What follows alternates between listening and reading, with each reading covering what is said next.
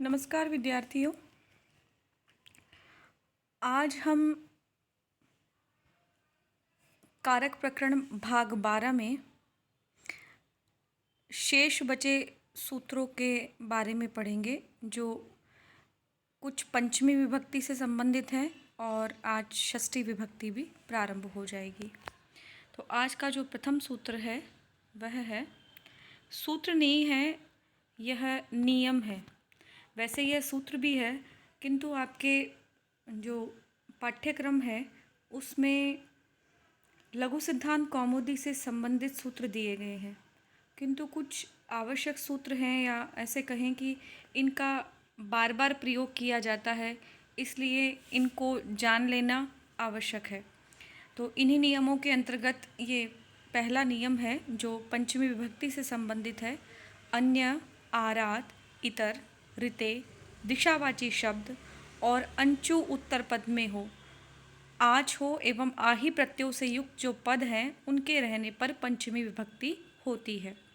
अब ये अंचु उत्तर पद है, आच और आही है, ये क्या है?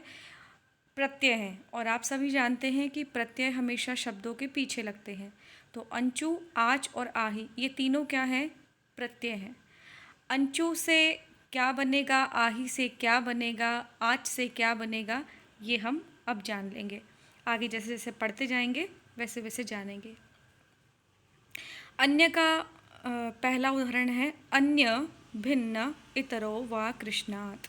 यहाँ पे अन्य के पर्यायवाची शब्दों का भी प्रयोग किया गया है, जैसे भिन्न और इतर। तो इन शब्दों का जब प्रयोग किया जाएगा तो जिससे अन्य हो, जिससे भिन्न हो, जिससे इतर हो, उन सभी में पंचमी विभक्ति आएगी।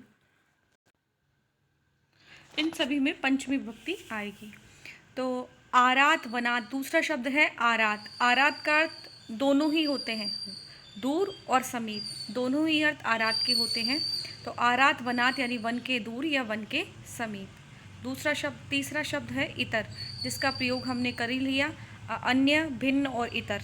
तो इतर का मतलब है भिन्न, अन्य का मतलब ही है भिन्न या दूसरा, इतर का मतलब भी दूसरा होता है और भिन्न का मतलब अलग या पृथक भी होता है।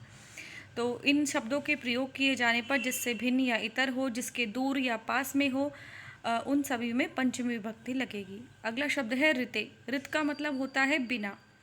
तो लेकिन यहाँ पर शब्द की का प्रयोग जो करना है वो ऋते का ही करना है, ऋत का नहीं करना है।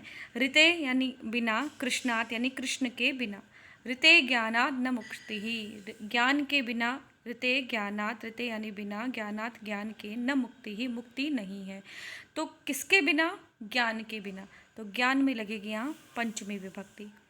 अब अगला शब्द है दिशावाची शब्द। तो पूर्व शब्द जो है वो दिशावाची शब्द है। पूर्वो ग्रामात्, ग्राम से पूर्व। तो यहाँ पर ग्राम में लगेगी पंचमी विभक्ति। यहाँ पे पूर्व शब्द का अर्थ पूर्व का देश, मतलब पूर्व की दिशा से ही है। अगला शब्द है यहाँ पर अंचु। अब यहाँ पर जो प्रत्यक्ष शब्द आया है वो प्रत्यक्ष शब्द अंचु प्रत्यय से ही बना है। अंचु शब्द, अंचु जो है इसके पीछे अंचु प्रत्यय लगा हुआ है, किंतु अंचु जो प्रत्यय है इसका पूर्णतः लुक हो जाता है, इसमें से कुछ भी शेष नहीं बचता है, इसलिए यहाँ प्रत्यय में अंचु का कोई भी अंश दिखाई नहीं दे रहा है। किंतु व्याकरण के नियम के अनुसार प्रत्यय शब्द में अंचु प्रत्यय है। तो यहाँ प्रत्यय शब्द में, यहाँ प्राक शब्द हो अथवा प्रत्यय शब्द हो, दोनों में ही अंचु उत्तर पद में माना जाएगा, और अंचु उत्तर पद में रहने के कारण यहाँ ग्राम शब्द में पंचमी विभक्ति लगेगी। और प्रत्यक्ष शब्द का अर्थ होता है बाद में, तो गांव के बाद में। उसके बाद जो आही है उसके लिए आया है दक्षिणाही, और आच के लिए आया है दक्षिणा। आच में से चकार का लोप हो जाता है और आ शेष रहता है, तो दक्षिण से बन जाएगा दक्षिणा। तो दक्षिणाही और दक्षिणा ये क्रमशः आही और आच प्रत्ययों के शब्द होने के कारण यहाँ भी ग्राम में पंचमी विभक्ति लगी है, और दोनों का ही अर्थ है ग्राम से दक्षिण में।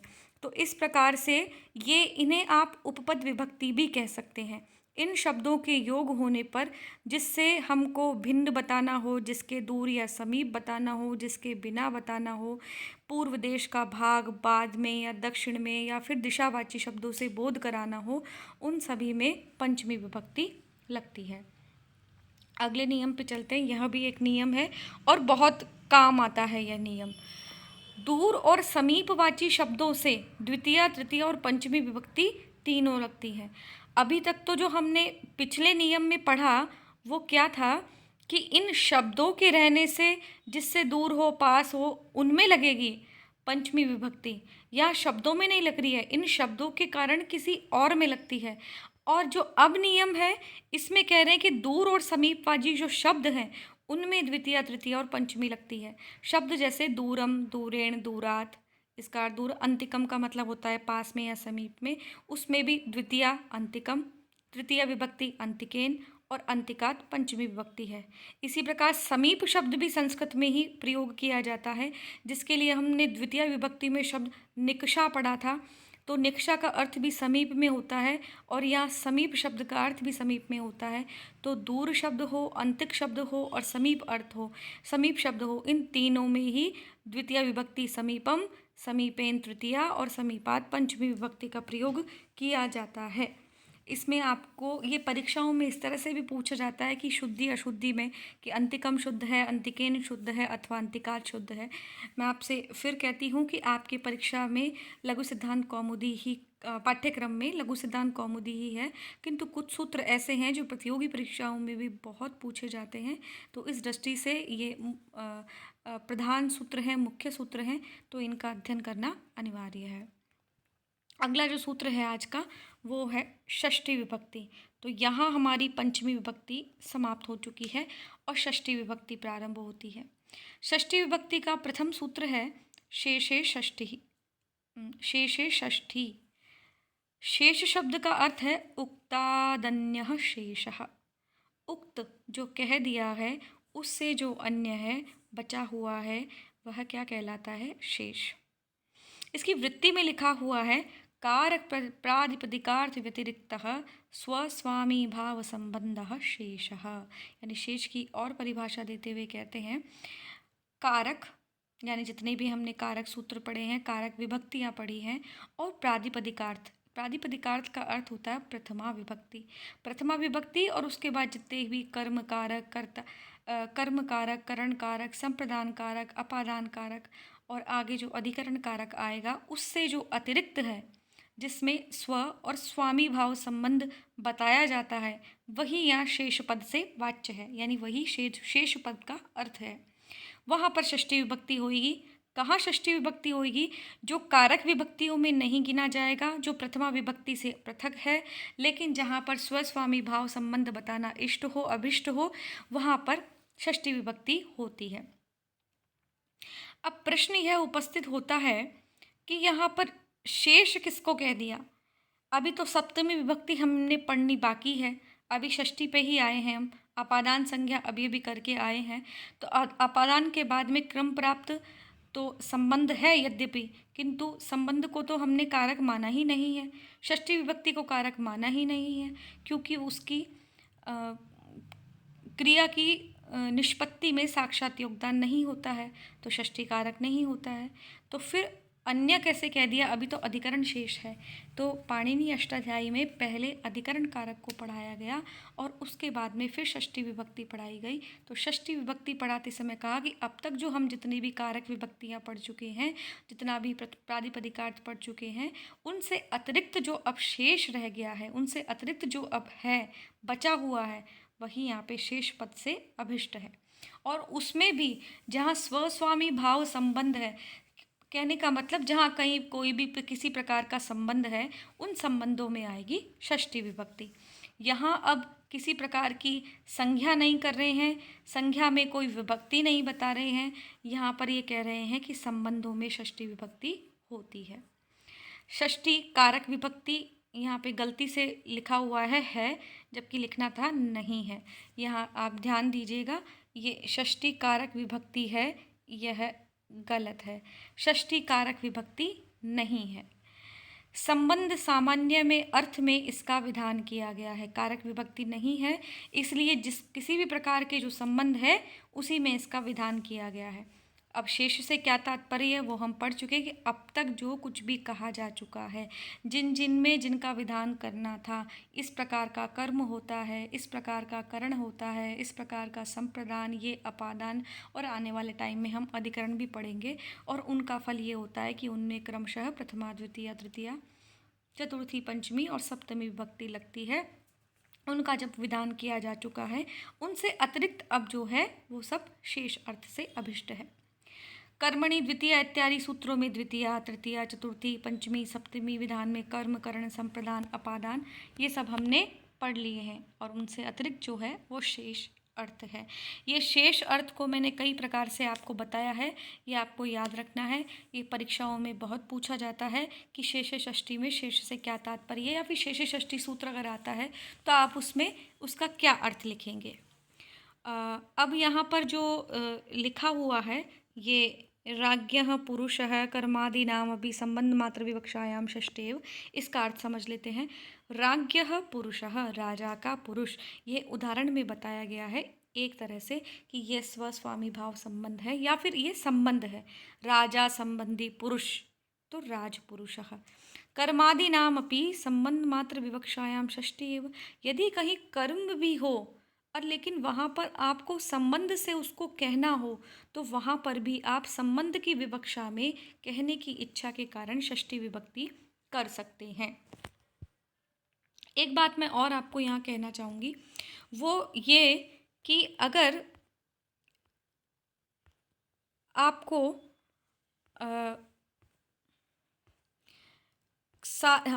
सब कुछ जब पाणिनि ने कह दिया तब उन्होंने अंत में कहा कि विवक्षातः कारकाणि अधीयन्ते, विवक्षा के अधीन होते हैं कारक। विवक्षा का मतलब होता है वक्ता की बोलने की इच्छा, जैसा वक्ता कहना चाहता है उसमें उस प्रकार की विभक्ति भी वो लगा सकता है, पर किंतु फिर भी सामान्यतः इन व्याकरण के नियमों का तो पालन करना ही चाहिए। तो प्रातिपदिकार्थ में प्रथमा भी कही जा चुकी है। इन सभी अर्थों से भिन्न जो स्व स्वामी भाव संबंध शेष है वही संबंध है, वही इस शेष पद का अर्थ है। ये हम कई बार अब पढ़ चुके हैं। यद्यपि संबंध अनेक प्रकार के होते हैं, परंतु 4 संबंध जो हैं वो मुख्य हैं। पहला संबंध स्व स्वामी भाव संबंध, जिसको अभी अभी हमने जाना। इसका उदाहरण है साधोः धनम। स्व का मतलब अपना और दूसरा है स्वामी भाव, यानी अपना और स्वामी के साथ जो संबंध है उसमें षष्ठी विभक्ति लगती है।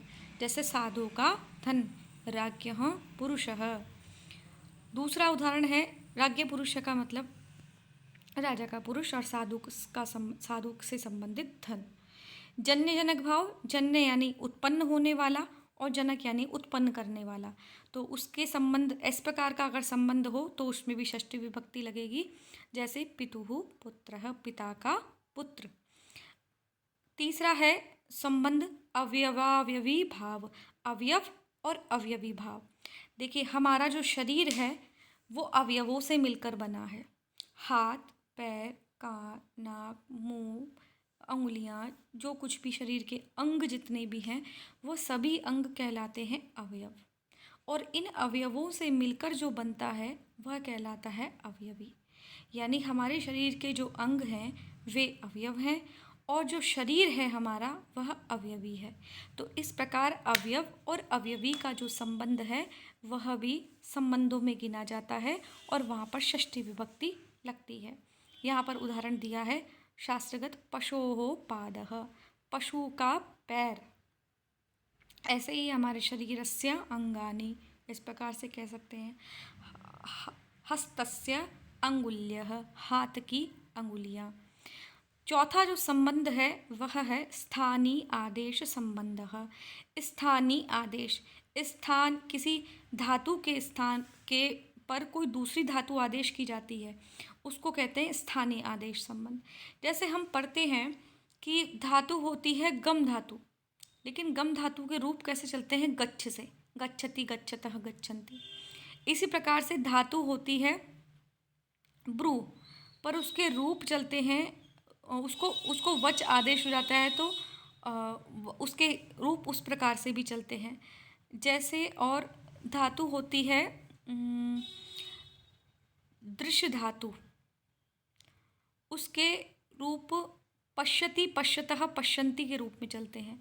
धातु मूल में दृश्य है, लेकिन उसके रूप उसको आदेश हो जाता है पश्य, तो उसको पश्य की तरह से रूप चलते। इस प्रकार से धातुओं को कुछ आदेश होते हैं, उसको कहते हैं स्थानीय आदेश संबंध।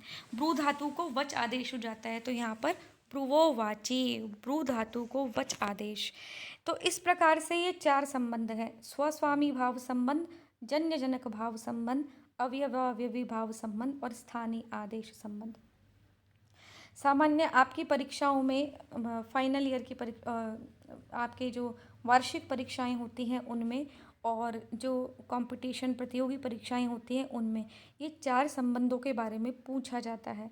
और विशेषकर किस तरह से कि साधोदनम देकर, उदाहरण देकर कह दिया इनमें किस प्रकार का संबंध है, स्वस्वामी भाव है, जन्यजनक भाव है, अवयवावयवी भाव है अथवा स्थानीय आदेश संबंध है। तो इस प्रकार से आपको प्रत्येक संबंध के साथ का उदाहरण ध्यान रखना है। इस प्रकार इसमें और भी उदाहरण आते हैं, और इसमें यह कहना है कि देखिए किस में षष्ठी विभक्ति लगानी है, जिनका संबंध बताया जाएगा उससे ही षष्ठी लगेगी। साधु संबंधी धन होगा, पशु से संबंधित पैर होंगे, और ब्रू को वच आदेश होगा, तो जिससे संबंध बताया जाएगा उस संबंध नहीं, जिसका संबंध बताया जाएगा जिनका, उसमें लगेगी, जिससे बताया जाएगा उसमें नहीं लगेगी। और उदाहरण देखिए इसके, सताम गतम, कई बार सताम गतम देकर भी पूछ लिया जाता है किस विभक्ति का उदाहरण है, ऐसा भी पूछा जाता है। सताम गतम सज्जन संबंधी गमन। सर्पिशो जानिते, सर्पिश शब्द का अर्थ होता है घी, जानिते का अर्थ है यहाँ घी के कारण प्रवृत्त होता है। मातुः स्मरति, माता का स्मरण करता है, माता संबंधी स्मरण। एधोदकस्य उपस्कुरुते, एध का मतलब होता है लकड़ी, और उदक का मतलब होता है जल, दोनों को मिलाकर बनाया गया है एधोदकस्य। षष्ठी लगी है एधोदक, उसकी षष्ठी एधोदकस्य, जैसे राम शब्द की रामस्य। उपस्कुरुते यानी उसको परिष्कृत करता है, किसी भी चीज़ को लकड़ी और जल से परिष्कृत करता है। भजे शंभोश्चरणयोः, शंभु के दोनों चरणयोः मतलब दोनों चरणों को, एक चरण की वंदना नहीं, दोनों चरणों की वंदना। तो शंभोः यानी शंभु के, चरणयोः दोनों चरणों की, भजे है भजन करता हूँ, बजता हूँ। फलानाम तृप्तः, फलों से तृप्त, फलानाम में षष्ठी विभक्ति लगी है, षष्ठी विभक्ति का बहुवचन। तो इस प्रकार से संबंधों, ये वो विशेष प्रकार के संबंध थे, ये सामान्य संबंध है, और इसमें बहुत सारे उदाहरण हैं, आपको इन उदाहरणों को ध्यान रखना है। अगला जो सूत्र है आज का जो अंतिम सूत्र है वो है षष्ठी हेतु प्रयोगे। वेरी वेरी इंपॉर्टेंट सूत्र है, ये पूछा जाता है बहुत परीक्षाओं में। और आप जब सामान्य संस्कृत के वाक्य बनाते हैं, या कभी परीक्षाओं में लिखना होता है, या कभी कभी आप खुद भी कक्षाओं में पढ़ाएंगे, तो इस प्रकार का सूत्र यानी हेतु शब्द का प्रयोग आपको बहुत बार करना होगा। तो यहाँ देख लीजिए, षष्ठी विभक्ति लगती है हेतु प्रयोगे। जब आप हेतु शब्द का प्रयोग कर रहे हों, हेतु शब्द का प्रयोग स्वयं हो जाए, अथवा हेतु शब्द द्योत्य हो, द्योत्य का मतलब वहाँ पे गतार्थ हो, उसका साक्षात हेतु शब्द का प्रयोग नहीं किया जा रहा, अभी तो उस सेंटेंस से, उस वाक्य से ऐसा लग रहा है कि वहाँ पर हेतु शब्द का अर्थ निकल रहा हो, तब वहाँ पर भी षष्ठी विभक्ति होती है।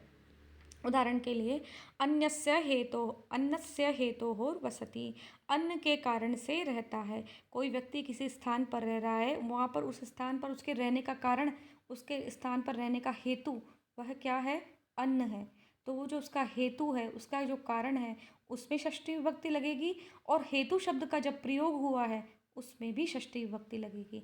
तो इन दोनों में षष्ठी विभक्ति लग के वाक्य बनेगा अन्नस्य हेतोर वसति, अन्न के कारण रहता है। आज के आपके अभ्यास प्रश्न है, स्पृह धातु के योग में का विभक्तिर्भवति, स्पृह धातुर योगे का विभक्तिर्भवति, कौन सी विभक्ति का प्रयोग किया जाता है। कारकाणि कति, कारक कितने होते हैं। षष्ठी विभक्ति ही कारक विभक्तौ गण्यते, षष्ठी विभक्ति को कारक विभक्ति में क्या गिना जाता है। यदि न, यदि नहीं गिना जाता तर्हि कारणम लिखत, तो फिर उसका कारण लिखिए। उपपद विभक्तिर कारक विभक्तिर बलियसी, उपपद विभक्ति कारक विभक्ति से बल्यवान होती है। इसको उदाहरण सहित आप लिखिए। आज की कक्षा में इतना ही। अगली कक्षा में शेष षष्ठी के सूत्रों के बारे में चर्चा करेंगे। तब तक के लिए नमस्कार।